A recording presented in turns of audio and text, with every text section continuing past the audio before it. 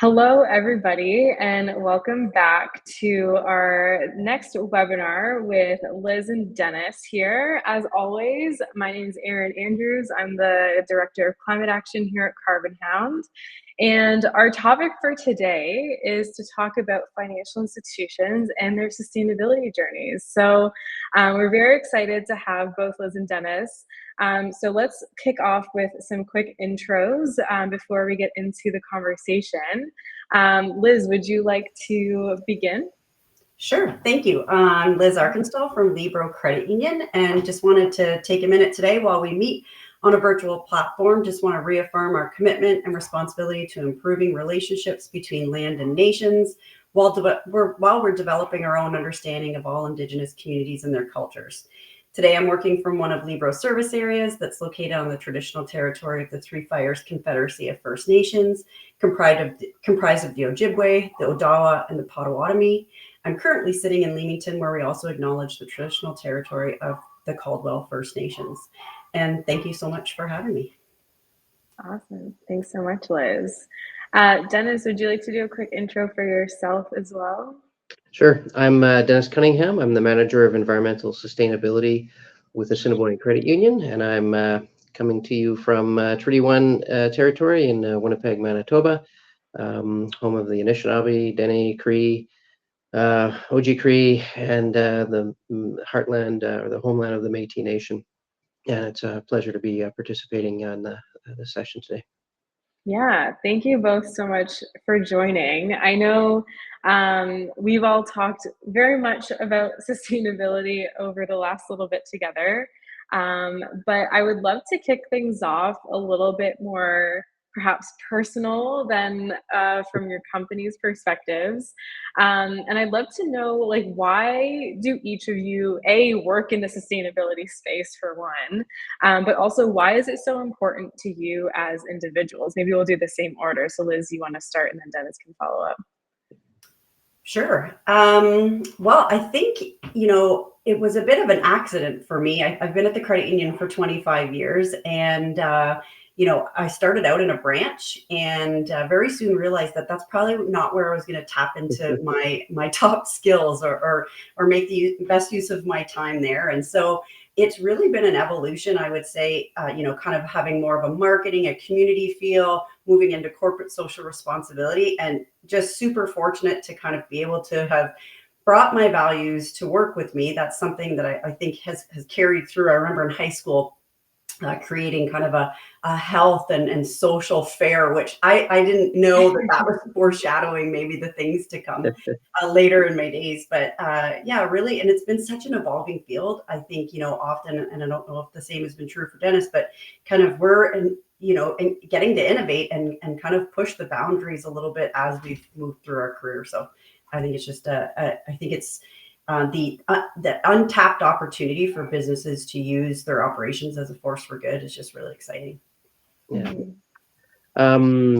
Fairly similar trajectory, although my career started more in the communications end of things. That's what my background's in. But my family has a background of being environmental activists, and while I maybe didn't participate as readily in my teen years, I began to sort of pursue it more in my late 20s.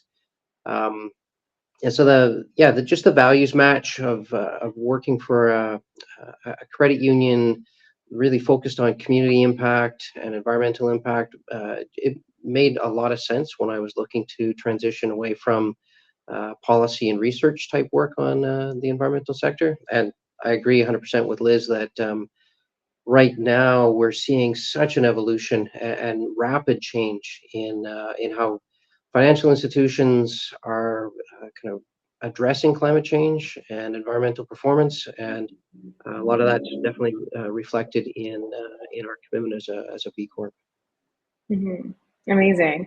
And it's quite fun. I mean, we do a lot of these webinars and I love all of our guests in their own way, but I will say talking to financial institutions is quite fun for me. As you both know, my background is in in the financial sector and the ESG world too. So I'm quite excited to dig in more a little bit in the credit union specifically, because obviously the corporate structure lends itself quite well to these conversations. So maybe I'll just begin by mentioning, for those that don't know, that both Assiniboine and Libro are both certified B Corps.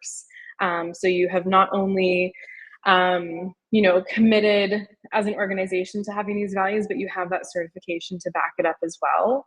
And that you're both measuring your GHGs with Carbonhound, just for transparency up at the top.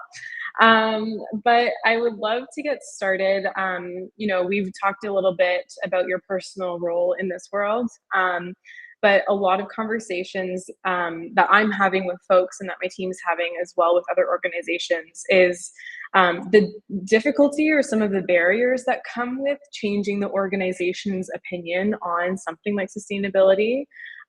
So I think maybe setting the context of, credit unions and your organizations independently, can you speak a little bit to why both Assiniboine or Libro care so much as organizations about sustainability? How has that become embedded into the organization, or I should say, why has it become embedded into the organization?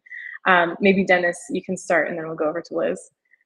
Yeah, sure. So Assiniboine Credit Union is kind of a unique actor in the Manitoba or the Winnipeg business community.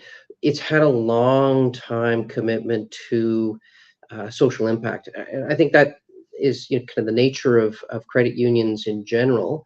But when we started as a credit union, it really was to address a need in the community, primarily related to kind of financial needs, but that were really being unmet by typical financial institutions.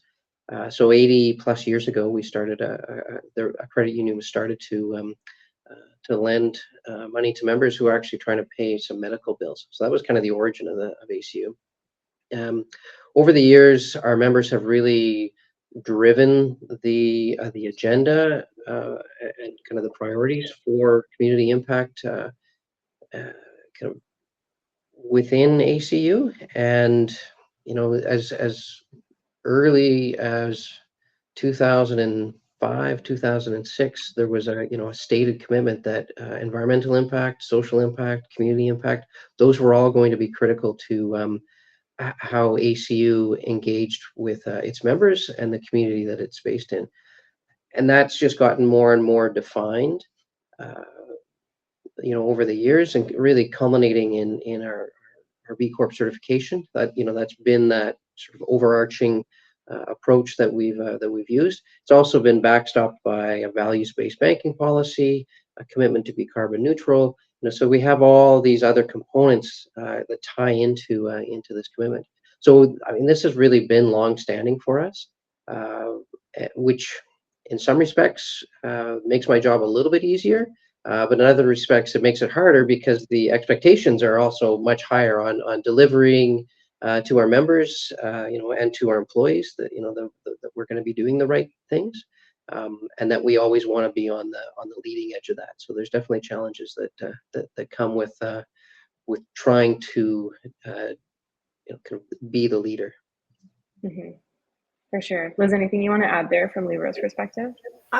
Similar, it's 80 years also. I think it was 1943 with what we say the deepest root from the tree of all the credit unions that have made us who we are today. But and also it was farmers giving access to credit when there was a time where lives and families would have been devastated had that not been there. So it's definitely been in our DNA. And I think over the years, we've had different conversations around how purposeful we want to be in embedding those things, because I think just being a credit union alone certainly positions you well to do and act in a sustainable way as you grow, but it doesn't mean that you're necessarily purposefully putting your hands around it and setting goals and setting metrics. And so I think it was about 2015 that we had said, Do we want to be a purpose-driven organization and really ensure that what we're doing is not only meeting the needs of our owners, meeting the needs of the communities, and that being the broader community of the environment as well. And so we've been on that path. We've said, yes, we want to do that. We need to do that. We think it makes sense from a business perspective as well as a commitment to the communities that we serve perspective. And it doesn't mean that you have perfection. It doesn't mean that you've done all the things. But certainly, when we think about, and I know we're going to get into that, when we think about the first time that we went through the B Corp certification to kind of test out, hey, how do we think we would do? And we scored very strong coming out of the gate from the existing scoring that is set up today. And that's because of a lot of the governance and a lot of the structures that we had in place. Mm-hmm. Yeah, definitely. And it's actually quite interesting, like in both your cases, having that embedded kind of from the foundation seems to be, helpful, but also a bit difficult. And I think that's quite common across industries, like people that have it embedded. It's maybe even sometimes used as an excuse to not continue to be leading, because you're like, well, of course, why would we, be anything else than good? So I think that like both of your decisions for sure in having the strong foundations, but then also continuing to push it forward is quite interesting as a use case, even just for us to share, hence having this conversation. Yeah. So Dennis already started to touch on it, but when it comes to all the certifications and all of the things that are available out there for any organization to align to, whether it's, just reporting transparently or doing like some 1% for the planet kind of philanthropic initiative versus B Corp certifications, like there's a lot on the menu for folks to choose from when it comes to signaling your impact. So I'm curious if you guys can talk a little bit more about why you used B Corp to continue to push those initiatives forward and what was appealing about that. So maybe Dennis, since you already started, I will start with you and then jump over to Liz. Yes, what was appealing about it? Well, I guess there's a couple of things. It gave us, it gives you such a solid framework to examine your organization, from, and it's, well, it doesn't fit every business, or how do I want to say this? Every business can take and go through the certification process or use the standards to take a look at how they're performing. So it does give you a roadmap. So even if you don't hit the score of 80, that's the minimum required to become a B Corp, you have a starting point that you can look at and that you can use to begin establishing some some guideposts and a bit of a roadmap for change. It allows for transparency. It allows for engagement. You're part of a larger community that's been evolving and continues to evolve. That whole sense of business as a force for good is so well aligned with credit unions, but also any business that has decided that they want to have an impact, a positive impact on the communities that they work in and the customer base that they have. So those were kind of, I think, where we landed when we were selecting kind of the B Corp as that system. We had been part of something called GABV, the Global Alliance for Banking on Values, and that fit for a while. But we wanted to be part of something bigger that just wasn't just banking focused or financial sector focused. And B Corp allowed us to do that as well. We have a nice small community of B Corps in Manitoba right now. I think there's 13 or 14 of us. We're getting together. We're trying to build momentum. We just actually had an event with Winnipeg Chamber of Commerce last week. That was a luncheon with 3 B Corp members speaking about kind of B Corp from the various perspectives of tourism, advertising, and financial services. So there's lots of value to it. And when we started kind of down the path, and we were looking at where we scored really well, governance was clearly a winner for us. Social impact and community impact was like big points for us, and environment actually was where we, in some ways, struggled. We had good systems in place, but the expectations for the financial services sector for B Corp scoring are very high, and you know, so they're aspirational for us still, which is great because it gives us something to aim for. And as well, you know, as the standards are evolving, we're looking to evolve with them. Yeah, awesome. Thank you for that. Liz, I'd love to know more about your thought process on that. Yeah, I think kind of thinking back to 2017 when we started the process, really it was that wanting that third party assessment and something rigorous yet straightforward that people could understand, that helped demonstrate, that we were walking the talk. So we felt like we had a lot of anecdotal stories, we had some data, but we didn't have something that an outside body was also saying, yes, they are in fact doing something. Meeting a certain standard and global at that. To your point, Dennis, I think not just within the financial services industry as well. So when we first looked, I think it aligned to who we were. It was an outward expression, and there was a bit of a leap of faith, I would say, as well. We were fairly early adopters, and so bringing this to your leadership team and then your board, certainly many hadn't heard of it. And what does that mean? And why pick this one over something else? And so there was definitely a bit of a leap of faith. I remember having the conversation around, could this be to our type of organizations what fair trade is to coffee, right? And so we kind of said, you know what, we think this is a community that's going to grow, and I think that we have some agility as credit unions as well to be able to kind of come on board with something like that. And I think there are changes, which I don't know if we're going to touch on that later, but I think in looking at it for yourself, really investigating, the standards are changing. They need to change to align to what's happening in the world. Lots has changed since 2017. Expectations have changed. And, Dennis touched on in the standard as it exists today, you could be fairly strong in one area and maybe not so strong in another and still end up with an overall very strong score. And I think there's some changes coming around that to meet base expectations in every area, which is good. And so I think you gotta just do your homework. Mm-hmm. Yeah, for sure. And I like what you're saying in terms of like the intersectionality of it all. Like it's not like just for FIs, it's really cross sector, which I would imagine helps in terms of understanding perhaps other customers that have those aspirations as well. If you're doing that first, then if you have business partners or anything like that, it's kind of more than just an internal exercise. To Dennis's point earlier, like it has that, but then it's a lot more, which is pretty cool.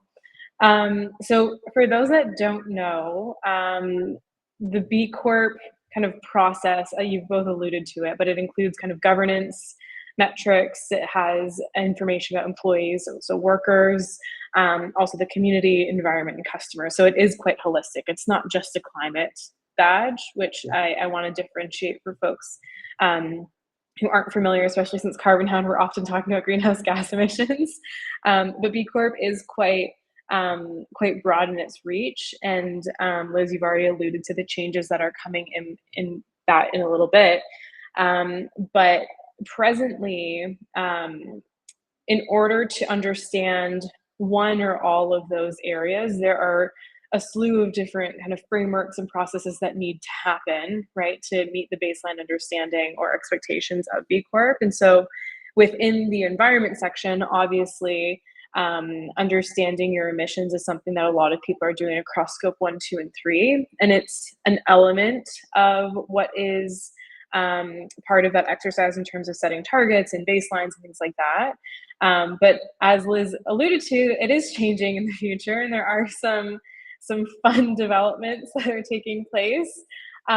So I'd love to know more just on that, because you're both already measuring your footprints, scope 1, 2, and 3, and building on that, of course, over time, because nobody's perfect from day one. But I'd love for you guys to speak a little bit more about the measuring of your emissions footprints, like where are you at, and what was the main motivation behind doing that exercise, especially because both of you, I know, are quite ahead of the industry when it comes to understanding your scope 3. So maybe Liz, do you want to kick us off by just kind of walking us through through that process and why you guys are focusing on that? Sure. I mean, first and foremost, it's to help us make data-driven decisions to support our owners. So we exist to strengthen their financial well-being, and we know that climate change is closely going to be connected to their financial well-being. And so, in order for us to be able to have the knowledge to know how to support them in this transition to a lower carbon economy, we needed to collect the information so that we're not doing this because we've been regulated necessarily to do so or because it's the right thing to do, but because it is, if our goal is to strengthen the financial well-being of our owners, this is going to have an impact. So what information do we need to know? And certainly since the time we started thinking about collecting the information to now, what we're seeing as far as from a regulatory perspective and the expectations on financial institutions, that has really sped up since then. And so we certainly knew we needed to know what's happening in our scope one, being, in our bricks and mortar, what's our energy usage, our commuting, and all of those things, so that you can, what's our direct impact. Certainly we knew we needed to know that. And then as most are aware, banks are needing to start accounting for what sits within their investments and their loans as well. And we also, in our learning, so, this was something new to us. We added just about 18 months ago an FTE that had climate background. And so that this is, new, early days for us, but from what we had learned, we knew it was exponentially going to be a larger amount, which makes sense as to what sits in your loans and your investments. And so if we were going to be able to set targets and make meaningful change, we really needed to understand that. And so we started by looking at three aspects of our loan portfolio to just help us understand what really sits in there and what are some of the tactics and the ways that we can engage with our owners to support them. Yeah. And the loan book, as folks can imagine, is quite a process to figure out.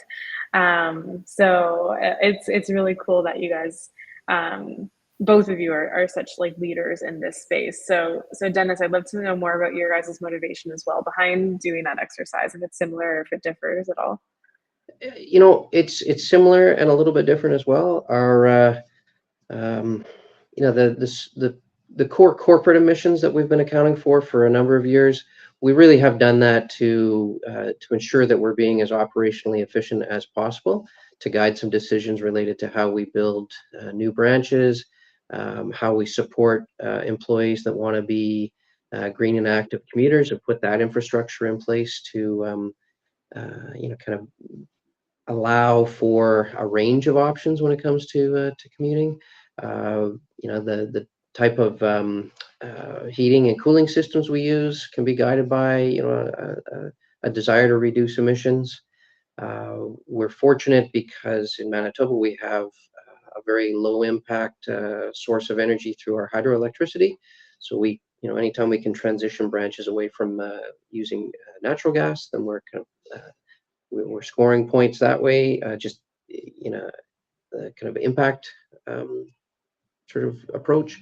Decisions related to procurement, so selecting paper that's 100% post-consumer waste, was in part driven by a desire to reduce the emissions associated with paper usage. It gave us the opportunity to do a real deep dive into our member statement production and the costs associated with that, both kind of the financial costs and the environmental costs. So that effort to measure and manage greenhouse gas emissions has allowed us to add a different lens to kind of how we examine our operations, and has also allowed us to demonstrate environmental responsibility to employees and members, which they appreciate and they value.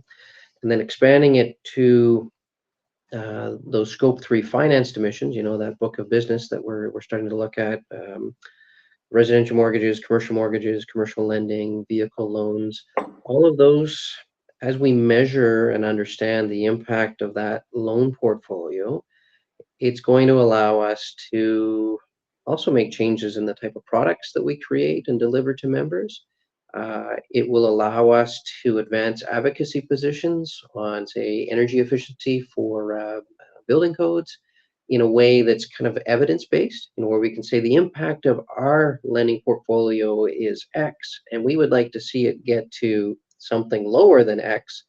And here's how we're doing it, but also here's how decision makers and policymakers can support that. So it gives us a different, I guess, lever to apply in the conversations that we will need to have. And going, sort of touching back to the B Corp standards and the evolution of the standards, one of the things that B Corp will be looking at is what kind of advocacy positions are you taking as a B Corp, and this allows us to develop those in a much more measured way or a thoughtful way. And then the other thing is it allows us to understand the risks that are associated with our lending portfolio, and are we at sort of extreme exposure in one area or another area, or are we taking a balanced and moderate approach in climate risk, which should make our board and members more comfortable as well, knowing that we're on top of this and we understand the impacts of the products and the lending that we do. So that's kind of where we're headed with this. It's very early days, and it is complex, as both of you alluded to. But I believe that what we learn from it will be extremely valuable, and does put us at in a good position moving forward. Mm-hmm. Yeah, absolutely. And it's helpful to add that kind of risk lens as well, because I know Liz mentioned, the health of the customers is dependent on this data, but then as well, even for yourselves, to effectively kind of forecast those impacts will be quite significant. And I know we have some FIs who are probably watching and worried about regulations that they may or may not be subject to in that space.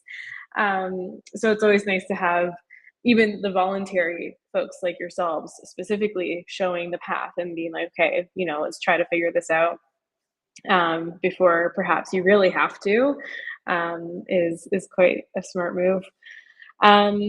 Okay, so on that note of having quite a few other FIs likely on the call and watching this stream, I'd love to know if you kind of reflect back on the process. If you were in Liz's case, 2017 shoes, I would love to know what areas of that process were maybe surprising or most challenging, just so folks can maybe prepare themselves a little bit if they are looking to go on that B Corp journey, if you want to call it that. And if, in addition to challenges or anything that you would kind of warn people about maybe. Also, if you have any other stakeholders that you brought into the process that helped move it along, that maybe surprised you or was maybe a bit unexpected, that would probably be quite helpful to know as well. Maybe Liz, you can kick it off. Sure. Yeah. I think the process was really great in that you need to make sure you're engaging with others across, cross-functional teams across the organization, so that, your B Corp certification doesn't kind of sit within maybe your ESG or sustainability team, because really we're tapping into a whole host of teams. So great education opportunity for them to understand some of the types of things in there, because I think that there was a bit of surprise of, some of the things that might have been encompassed in there. Oh, okay. I didn't realize that would have been considered important from an assessment like B Corp as an example. And so that I think was really a good part of it. The other thing I would say is you might be quite pleasantly surprised at the number of things that you are doing, that it's not about scoring the points, most certainly, but that do kind of get you on the path there. And there were some things even for ourselves that, that's just how we operate, and that's just who we are, and that's just part of our culture. But we hadn't necessarily diarized it or put it within a policy or made sure it was governed in a certain way. So there are some, I think I would say, quick wins that is just about formalizing it and putting it into something that has some stickiness that maybe is just kind of how you operate today, but not necessarily in written form, so to speak. I think in the standard today, Dennis talked a little bit about credit unions from a governance perspective. We had very strong scores in the types of questions that they were asking, and that is evolving. And so that's going to be even, there's going to be more rigor to that even in the new standard, I would estimate. Obviously, it's not released yet. Workers is another example. How, if you have strong programs around benefits, wellness, mental health, all of those types of things, like that was an area that we didn't anticipate that kind of, we were very strong in that area. We knew that to be the case, but we didn't know. So in 2019, we were they had what at the time was best for the world. And so that meant you were in the top 10 percentile in a specific area of the assessment. And so at that time, that was in the worker category. We do kind of, there is an online process that you can use, and you can have other team members tap into it. From the process perspective, we kind of have a bit of a kickoff. So we're in a reassessment year this year. So it's every 3 years. So we started that process now. We hope to have that wrapped up next month and be recertified by September. But having kind of a kickoff that talks about it. And another thing I would say is that, if you're going through that process and you do become recertified, having the conversation ongoing. And so what are the gaps that you identified that you have? What we did was kind of made a bit of a Gantt chart that showed, how does this align to our strategy? Because not everything's going to be in your strategy as an organization. You're not trying to get to, today it's a score, but you're not trying to get necessarily to 200. You're trying to make improvements, push yourself as an organization in alignment to your enterprise strategy. And so we kind of took a look at that, okay, here's the things that both meet what B Corp selling as a gaps and are also part of our strategy, and those things that aren't, let's have a conversation about them. Are they something that we see being on our roadmap in the future, or are they not? So that you kind of know where your stance is there. Mm-hmm. Awesome. Yeah. Dennis, anything to add from Assiniboine's perspective? Well, I have a great example of something that was not formalized, but that we were doing consistently, and that would be sustainable procurement. We didn't have a stated sustainable procurement policy, which was a gap in the B Corp assessment, but we have been doing that forever. I mean, buying local, buying from members, finding those alignment points with members. So we missed on scoring there. Advocated within B Corp to say, well, here's what we're doing. It's not formalized yet. We got, I think, partial points, and then we came up with a policy and really started to embed that. And it was funny because by doing that and talking about it more, suddenly we saw it kind of flourishing with the organization, where people were actually highlighting where they were doing this, where we weren't capturing it before. So that was kind of exciting to see that kind of stimulate the conversation and the action, but also capture activities that we weren't capturing before. So that was one really kind of clear area where there was lots of benefits that kind of were multiplied by making it more formal and putting it in place. We just went through a reassessment last year, and we actually had B Corp auditors come and meet with us. So that was an interesting process as well, where we had supplied them with lots of information, tried to address the information gaps that they had, and then sat down and reviewed everything with them in person, and then actually walked them through kind of some of the spaces. And there was lots. One of the things that my colleague Brendan, who oversees B Corp, likes to laugh about in a way, is that B Corp is very much prove it. If you're doing it, prove it. And so down to the point where for water conservation, I was sending them pictures of the low flush toilets and urinals we had, and just that evidence. You want to be able to show that you're actually doing what you're saying you're doing, and B Corp wants to see it. And so that was kind of the level of detail that we were providing them with. And we got recognized for kind of how comprehensive our programs related to our greenhouse gas management were this time around, which was affirming for me. So there is a lot of value to just that process in general, whether you score the 80 plus required to get in or not.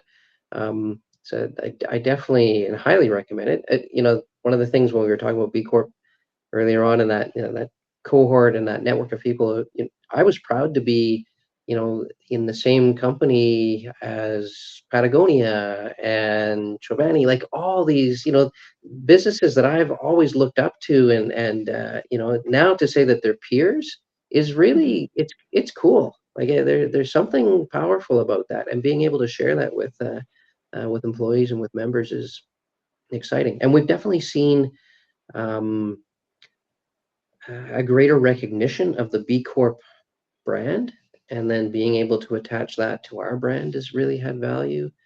So Mhm. yeah, lots to talk about with it. It really is. It's such a a lot of power to it. Yeah, for sure. That seems quite energizing, especially when you have those moments of being in those spaces where everyone's actually gathering and Yeah. celebrating what accomplishments they've made.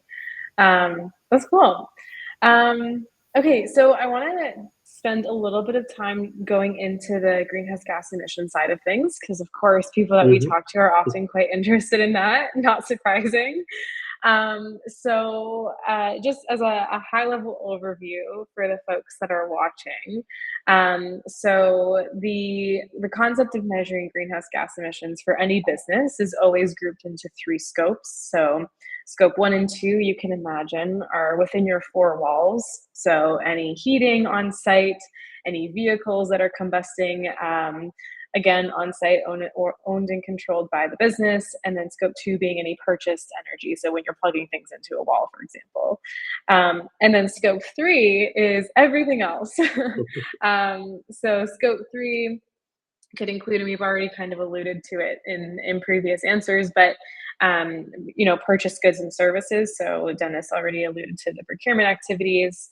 It could also be employee commuting, work from home, business travel, anything leased, anything that you're leasing out, as well as anything downstream, including, in the case of financial institutions, your finance emissions and the loan book, all of that work, translating dollars lent out into emissions actually experienced in practice. And so as you've already mentioned, both of you are on that process. So I'm really curious to understand kind of how you guys decided. I mean, obviously, we've talked in depth. I know the answer to this, but I'm curious to know how you decided which GHG emissions to prioritize, because it sounds like there are lots of categories, which there are. There's lots of data sources required in order to crunch those numbers and turn it into emissions.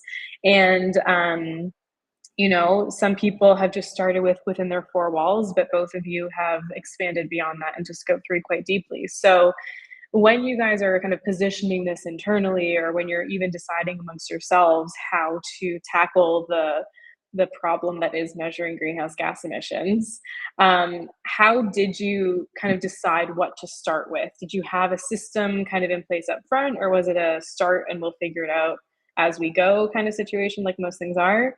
I'm curious to kind of have a little bit more insight into how that process went, because it does seem quite overwhelming for people, especially if they're in the early kind of exploratory phase. Maybe Dennis, you can kick it off, and then we'll go over to Liz afterwards. Sure. So we actually used the Global Reporting Initiative assessment as a starting point. Just there's a specific one for financial institutions. There's lots of GRI documents for various industries, but we selected that and used it as a materiality checklist. Where did we think we had, in our operations, the largest sort of sources of emissions? We knew that natural gas was going to be a big one. We knew that employee commuting was going to be large. Um, and then we just started drilling down into some of those other areas that came up in GRI that looked like they were going to be relevant to our operations, and also where we knew data was maybe not readily available, but at least accessible with a little bit of work. And that's really how we started. Like we tried to keep it as simple as possible so that we could at least start. Um, And we used, like early on, we used employee surveys for commuting, collect like information. Um, Accounting, obviously is going to be a great source when you're looking at business travel and utility bills. And then we kind of kicked around a few different kind of ways of trying to capture information on paper usage, and have kind of sorted that out to a degree where we're comfortable. And then where it kind of got complicated was trying to identify what our emission factors were. So, and that was early days, right? It's a lot easier now when you have the right tools at your disposal.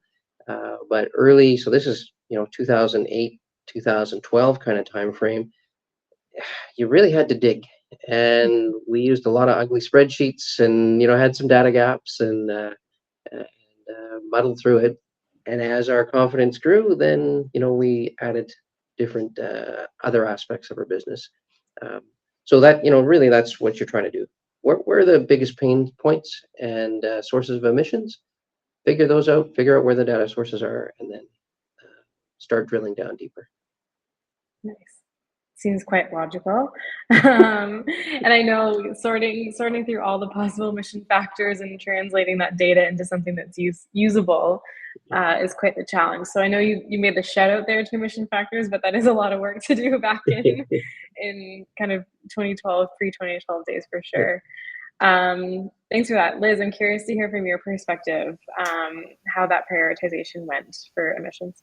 Very similar to Dennis, but we had the beauty of like Dennis pioneering these things prior to Dennis. So we have a credit union, a working group that was formed. I mean, much later than that, but we literally just kind of said, okay, what's happening? What are our peers? If a fellow credit union is able to capture some of that, certainly we have different systems and all of those things, but we really just looked at where could we get the data with the least amount of friction to start, and then the things that we decided, okay, as we were learning, okay, this might be a little bit more material. Even if there's a bit of friction, we're going to have to collect it. Okay, well, what's the system we're going to create internally to make that not so painful? And so very much similar with the spreadsheets and finance department, and knocking on doors to gather information and to reach out to vendors as well, which we've had some really interesting conversations when we've reached out to vendors and asked paper specifically. And I know there's a note in the chat about asking our members, and we've not done that yet as far as asking our members information, but yes, going to a paper vendor, those types of things. And so we did have some that said, we don't know. And they said, okay, but that's important to you. So now we're going to try to figure it out. So just, I think that the snowball effect that it can have with who you're working with as well.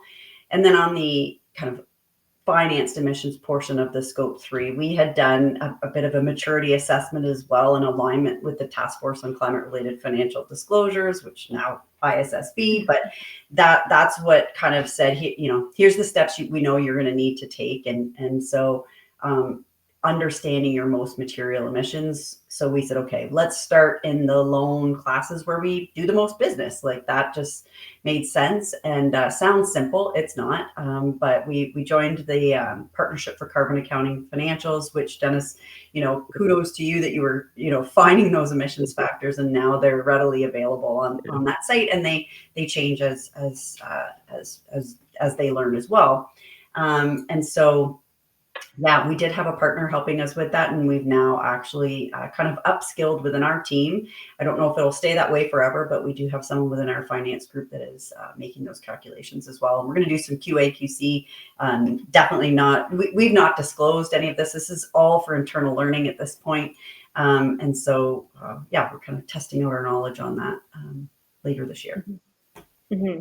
Yeah, and it's funny that in your explanation, I think you referenced 3 or 4 different acronyms, which is so classic. I tried to spell them out, but I missed some. Yeah, and I think that's part of the challenge for folks too, right? Because TCFD was back in 2015-ish when that came out initially, and it's all been absorbed and changed, and PCAF came out, and it's quite difficult to keep track of, but I do think that even like where you guys are at and having it in-house to start to do that learning and upskilling folks is definitely productive for the entire industry, even though it's great for yourselves internally.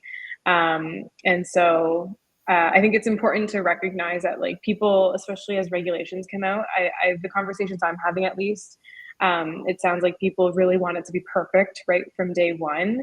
But I think it's helpful to, yeah, to recognize that like when we're talking about PCAF, there are 5 data quality scores. The first one, the lowest tier, score 5, starting at like real big estimates. And like that's fine to start with, as long as we're always progressing up and trying to figure out how to improve that data over time.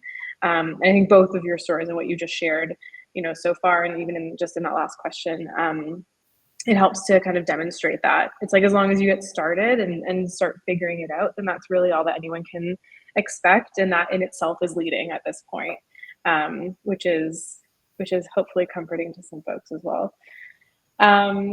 So I'm going to ask a couple more questions. We do have a lot of questions from folks that are watching, so I want to make sure we have enough time for that. But I do see that there's one here that aligns with one of the ones that we already had. So there are 2 questions in this one. So for the first one, we can start with if you've gone to the stage of requesting data from members, and I think we've both kind of alluded that maybe you're not quite at that stage yet. But I'd love to know if you have any other thoughts on that. I think we lost Dennis. And where is he back now? Maybe, possibly. Well, while we're waiting, Liz, do you want to speak to kind of where Libro is at for that first question in terms of surveying members and engaging members? Yeah, certainly. And so, as I noted, we're really kind of on the internal, and thank you for saying we're leading. And I think maybe we're leading in researching it and trying to figure it out as well. So lots still to do there, but. No, we're not asking for data from, we call them owners today. So our data is highly estimated, pulling from a bunch of resources. There's a number of assumptions that are being placed in there, but it is sparking really great conversations, because if you were to have kind of that firsthand information, your calculations might look different, and we know that to be the case, right? And so no, we're really trying to, at this stage, our plan is just to engage with owners more from a how is climate impacting them? What are they hearing? What are they seeing from the trade associations that they're part of? What support do they have there? What regulation or what things are impacting them? What do we need to know to make sure? I know Dennis talked a little bit about the advocacy piece, but how do we ensure that we're helping advocate alongside our owners as well? So we're really in the stage of getting out and talking to some of our owners as well. So not collecting data from them, but definitely talking to them about the impacts they're facing, what they're the opportunities that they see in this, and also the risks that they're seeing for themselves. Yeah, for sure. And I think that's a good shout, is that you don't have to go straight to asking for climate emission data from owners or whoever you need to get that information from day one. I think your angle on that is quite smart, because then you can say, okay, from a customer service perspective, perhaps, where are you guys at to understand your customer, which is always your goal as a business. And then this can kind of be secondary. Maybe, Dennis, I might put the second part of this question to you, which is not showing on the screen, but I'll read it out. So Marlene is asking, what methods or strategies are you using to leverage your data to assessing your physical and transition risks and your mitigation of those risks from an enterprise risk management perspective? I know for folks it might be early days to actually be embedding that, but I'm curious of what you guys are thinking in that realm when it comes to having your GHG data and how that informs your risk, because you did mention that as kind of a theoretical point earlier on. Yeah. So we have established an enterprise risk management around climate change. Still super early for us. We know that physical risks will emerge. Clearly, flooding, extreme heat, extreme precipitation events, wildfires. Those are all things that are potential exposures to us as an organization and to our members. Transitional risk is a little bit tougher because we're not seeing kind of overt statements on kind of regulations provincially here. So we know they're coming. You can see it throughout the financial services sector and the federally regulated FIs. So I think for us, what we're trying to do is just get ahead of that. So our approach to the financed emissions and their measurement is part of that.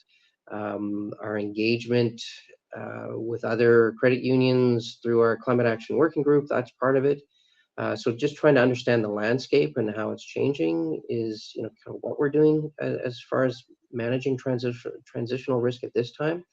The other thing that we've done more more recently is a bit more on board training and sort of governance of climate change. So we've had some engagement with the Canadian Climate Law Initiative and used the resources that they have for helping boards understand kind of climate risk and how they can manage it and the structures that they need to have in place. And that's part of the expectation, is that when you're looking at climate risk, governance is a big part of addressing it. So that's kind of how we've approached it. Honestly, there will be lots more for us to do moving forward, and kind of we're really at the early stages of this. So I wish I had a better answer for you, because that was a tough question. I'm like, let's just start with the really easy one, actually. Yeah. Okay, thank you for that context. Liz, is there anything else you want to add on that from Libro's perspective, or is it similar? Very similar, I think. Yeah. Watching on the transition space and in the physical space, how are you translating the data you have into like decision useful things to update your enterprise risk management? Like, we know these are things that are on the checklist of things to do, but not quite there yet. Mm-hmm. Awesome. Yeah, and maybe I'll just add some things that we're seeing in this as well, because we do engage with a lot of folks at different stages here. Usually the information that you would need for the physical transition risk also lie within having access to loan by loan data and a little bit more granular primary data points, not just like having the models to put on top and say what the emissions are. For example, just to make it a bit more concrete, it would be helpful to know, year over year, is one of your, the companies that you're lending to actually moving on their emissions reduction? Are they setting targets?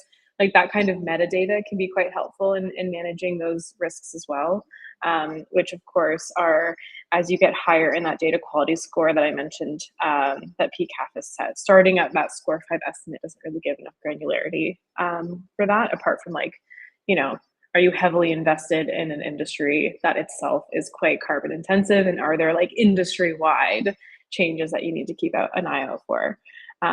So of course you're limited by the information that you have and the granularity of that information. Awesome. Okay, I think we have one more question from the chat. So maybe this one is to either of you. So I'll let whoever is feeling most inspired to start. But this one's about the marketing and sustainability efforts, that you're how you're marketing that, how you're communicating it to other stakeholders. So Katie's curious if you're using that to grow your audience online or attract new members or owners, or just even, engage in conversations like this one, if this one is like particularly helpful for even brand building, right? So if that is something that's top of mind for your organizations, it would be cool to know what you're doing in that space and if you're leading with that messaging or not. I can start. Yeah, we are leading with that messaging for sure. We're using it to attract and retain talent. It's super competitive marketplace for skilled, committed, values aligned individuals, and so this helps us a lot. We're in the middle of a merger vote with 2 other credit unions, and both partner credit unions came to us to a certain degree because they appreciated the groundwork that we've laid out, and that made us a more valued partner. So recognizing that at this point in time, they still had the ability to sort of choose who they could merge with, or where that lay, and they wanted to be with a credit union that was consistent in sort of the values match. So these things, they help with that, and definitely as far as being sort of attractive to new members or existing members, I think it helps. It's anecdotal right now. We haven't done a lot to figure out exactly what these impacts are, but you get a sense when you talk to members that there's a lot of pride in what we're doing, and the impact that we have, and the value that delivers to them. Where they have their money invested with us because of the commitments that we've made. Awesome. Liz, anything to add from Libro's perspective? Yeah, maybe just to add, when I was thinking about this, everything we do is centered around offering coaching and the right services and solutions to strengthen financial well-being. So I don't know that we are necessarily leading with sustainability, but it is baked into everything that we do, and it is baked into how we talk. Like, we don't necessarily talk about a product and service just as such. We talk about what that's going to do for you and in your life. But then when I do think about from the perspective that I think you're talking about, how much is sustainability or your B Corp certification part of the conversation? I think it's a great question. And I think, maybe a good example, in 2021, we became the first Canadian credit union to exclusively offer responsible investing through NEI investments. And so that was something that was like a natural progression for us to how do we keep baking in, doing business using our business as a force for good into the products that we offer. And that's not just driven because we want to be sustainable. That's driven from owner need and owner desire. And so what we saw from that was that, yes, there are people that care about that. They maybe want you to lead with that story, but there are many people that they're concerned about their financial well-being. But then when they are, given the example that you don't have to forego, having a good impact on your community or the environment with putting your money to use for good, I think okay, great, they're on board. And so certainly it's leading in that type of messaging. I do know I think Dennis touched on it, from an attraction and retention, new employees and especially young employees. They're seeking us out for their B Corp. Now, we would love to have better data, and I would love to give you some numbers, but a lot of stories coming from our people and culture group around, they're asking us questions about our B Corp certification or about what being a purpose-driven company means, and that's what excited them to seek us out. And so we're seeing that in a new employee recruitment. We're seeing it with young demographic, especially, I would say. Mm-hmm. Awesome. Well, I know that the three of us could probably chit chat here for a long time. But just before we close things out, I want to give you guys an opportunity. If there's anything that we haven't talked about and you want to mention, please share that. But I will leave you, if you don't have anything, with one last question, which is, what's next on the list for your sustainability work? It'd be great to know where you're going. We've had some great context today. But maybe Liz, you can kick it off, and Dennis, you can close it out. Sure.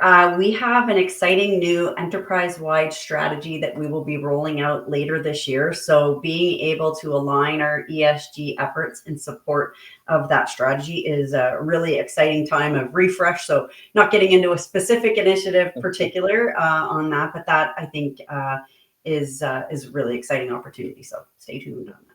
Awesome. Yeah, and for us, it's focus on the merger. If this goes forward, we will be effectively doubling in size from an employee population perspective.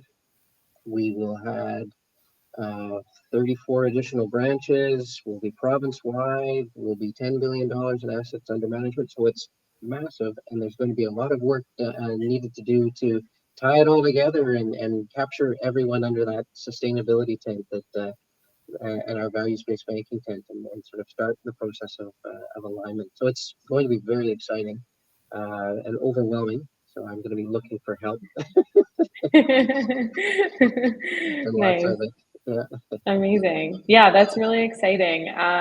Double the impact, double the reach on the employee base at least. And then Liz, Yeah. it'll be great to see what comes out of Libro as well in the next little bit. Well, I appreciate you both taking the time to come hang out with me for the last hour. I personally am always down to hang, but I hope you have a great rest of the afternoon and thank you everybody for joining. Thank you Thanks so for much. having us. Bye-bye. Thanks.